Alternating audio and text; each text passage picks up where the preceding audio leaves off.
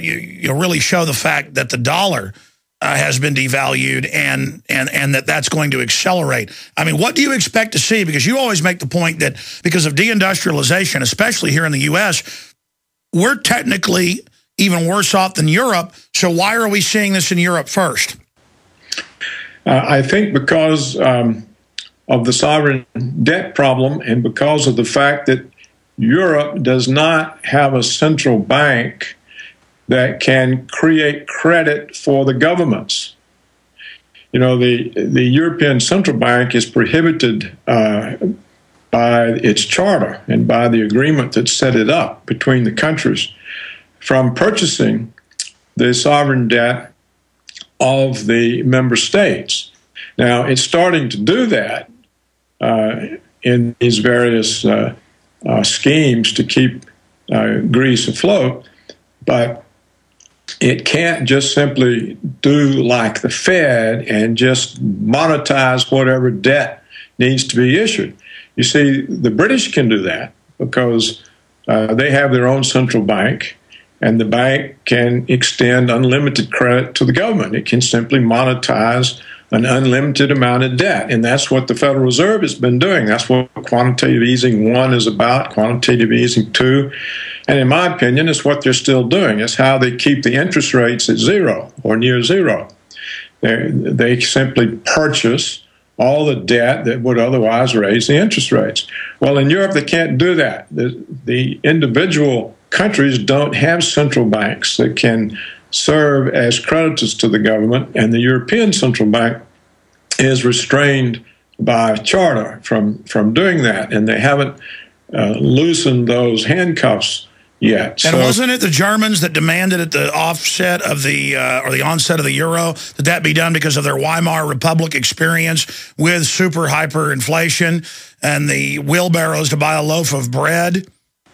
That's right. This was imposed by Germans as a condition for the EU. They didn't want to lose their own currency, over which they had control and a great deal of fiscal or monetary, and we'll put it, discipline. And they knew that some of the other countries, in fact, almost all the other countries, lacked that discipline. And so that was the only terms on which they agreed to become part of Europe. But if Greece leaves, doesn't that do it anyway? So what's going to happen? I mean, the word is Greece is going to end up leaving the euro, or do you disagree with that? I don't know whether that's the case or not. You have to keep in mind, Alex, that it's in the interest of Wall Street and the investment banks and the hedge funds to create hysteria about this, because they make huge sums speculating off the hysteria that they get the financial press to create. And they have the inside knowledge on where it's going to go. Well, they may or may not, but they can at least make money off of hysteria. And also, it's in Washington's interest, because if the euro is in trouble, it takes pressure off the dollar. It strengthens the dollar because people say, oh, well, we better get into the dollar. We don't know what's going to happen to the euro. And when they go into the dollar, this also depresses gold and silver prices, which is also in Washington's interest. That also takes pressure off the dollar. Sure. It's like you said, and as I've said for many years, the dollar is even in worse shape, but it's not in focus. What's in focus is the euro. And so this helps Washington. And so Washington keeps this hype going as well. So, but between the interests of the investment banks and hedge funds in speculating against sovereign debt and against the euro, and between Washington's interest in having the euro in trouble because it helps the dollar, you get a lot of spin and hype, and so you can't know whether Greece is going to leave or not. It will really be a political decision. It'll be made by Germany and France primarily, and they will decide whether or not they want to reform the EU and get rid of some of the weaker elements that result in these kinds of problems, or whether they want to pay the cost of keeping Greece in. I don't think that decision has been made. Sure. Now, that's why Merkel and the new French president, Hollande, met yesterday. And most of that they're keeping under wraps what they're planning to do. But let's expand on something. What do you make of Jamie Dimon running around and just saying, oh, $2 billion lost, that's just an accounting procedure? What do you make of the overall financial structure? What's the prognosis right now on the ongoing rotting of the world financial system? You know, I don't think the United States financial system any longer performs a useful social function. I think it's just a deadweight cost to society, because all the American financial system does is produce a massive financial crisis that causes a huge expansion of debt and money to keep their balance sheets afloat. And this crisis was exported to Europe and is part of the trouble there. So I just don't see that there's any reason to continue to tolerate the private American financial system. It's become a great threat to the economic future of the country. It performs no useful social function. It creates fraudulent assets. The participants in these markets apparently have no integrity. You see them actually doing things that in past decades they would have been arrested and imprisoned for. So what is their function? They've taken the financial system and turned it into a gambling casino. And even they can't win. That's why you see J.P. Morgan losing $2 billion. They don't even know what they're doing. And the whole thing should just be closed down and reformed. And also, the concentration is far too extensive now. The size of these banks. That's right. They're monopolies or duopolies, oligopolies, lecturing us about the free market all day. And they've done all this through government licensure, allowing them to do this, shutting down their competition. Stay there. I want to finish up on that point and then get into the police state you've been writing a lot about at paulcraigroberts.org. I'm Alex Jones. This year, about 1 in every 50 U.S. homes will have... The system is broken. And Dr. Roberts, before he went to break, former head of policy of the Department of the Treasury, Wall Street Journal editor, formerly a best-selling author. Again, paulcraigroberts.org. I'm Alex Jones of Infowars.com. But you were bringing up the lawlessness, and there's so many examples. Again, Obama launching wars. Congress says you got to come to us. That's law. I mean, it's treason if you don't. He just says, I'll do what I want. Joint Chiefs say the same thing. We've got MF Global. Billions disappear, hundreds of millions still not paid back. He gets caught lying. The head of the CME group, Duffy, won't lie for him. It's confirmed that Corzine lied. Doesn't get in trouble.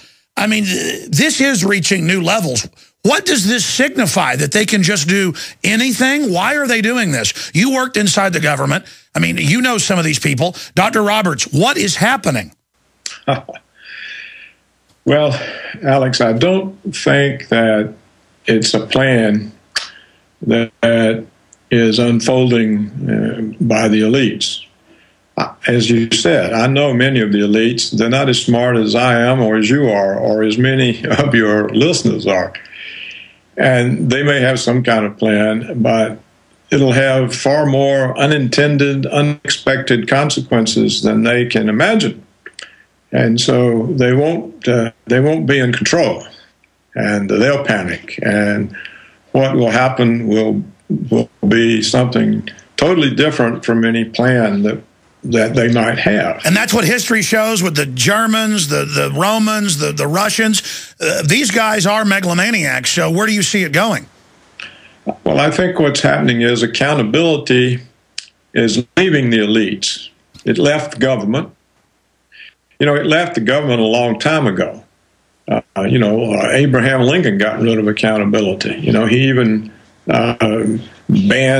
exiled a member of Congress. He put 300 newspaper editors in prison. The assault on government accountability is old. And it's gotten worse because of the war on terror, because so many people now simply assume that the government needs to be able to do extra legal things, extrajudicial things in order to deal with terrorists. And as I have said so often, where are these terrorists? How come they don't ever do anything? How come the only terrorist plots are the ones that the FBI dreams up and orchestrates? If there were terrorists, how come so many terrorist enemies walk around safe with no attempt on their lives?